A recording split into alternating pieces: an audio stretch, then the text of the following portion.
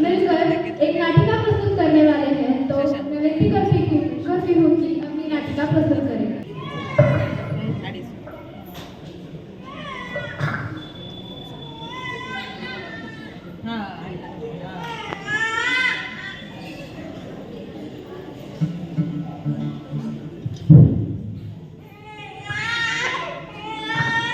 आनंदी, ये ले लो।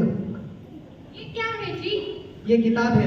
तुमने शादी के समय मुझे वादा किया था ना कि तुम पढ़ाई करोगी, तो बस। पर आस पड़ोस में पता चल गया तो कितनी बदनामी होगी, लोग तू करेंगे। वो सब मैं देख लूंगा।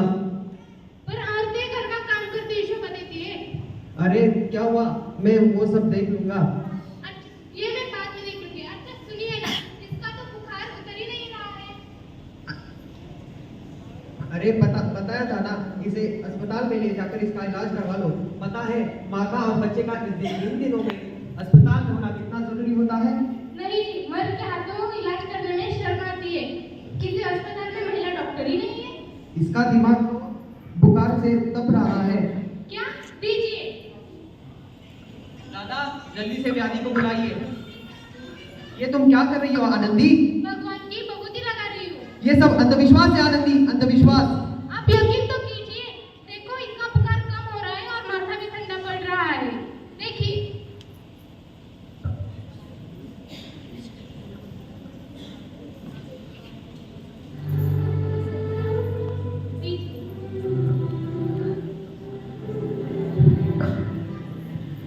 है ना बाबू, आंखें खोलो बेटा। देखो माँ बुला रही है। उठो बेटा, उठो। आप चुप क्यों हो? देखिए इसे क्या हो गया। ये कुछ बोल भी नहीं, ये आंखें भी नहीं खोल रहा और गिर भी नहीं रहा है। आंखें खोलो बेटा, आंखें खोलो। आनंदी,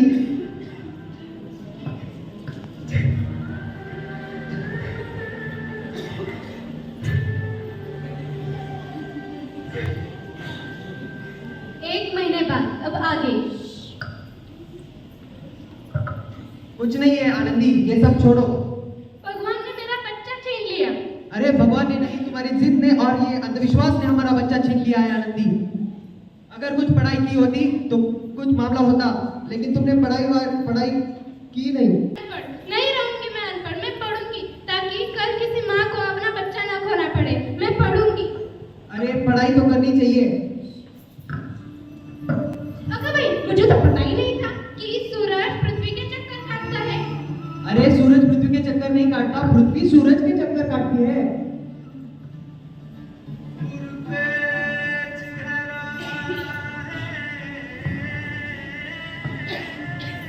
लाज शर्म बेच खाई है इसको पालने, अपनी बीवी को कौन पढ़ाता है भैया? कल इसी के सर पर ना चाहिए ना पढ़ लिख कर, तब इसे समझ में आएगा। कलयुग है कलयुग। इस चक्कर में पूरा पृथ्वी लोग नरक में जाएगा, नरक में। ये सब छोड़ो आनंदी, चलो। ये देखो तुम्हें शिष्यवृत्ति मिली है, और ये ले लो तुम्हारा अमेरिका का टिकट। क्या अमेरिका? लेकिन मैं अकेले कैसे कर पाऊंगी? अरे तुम अपने आप में विश्वास करो। तुम अपने आप को इतना कमजोर क्यों समझती हो? पढ़ने लिखने का कुछ उपयोग होना चाहिए। तुम बेसिक गवार हो, गवार। आप मुझे गवार मत बोलिए ना।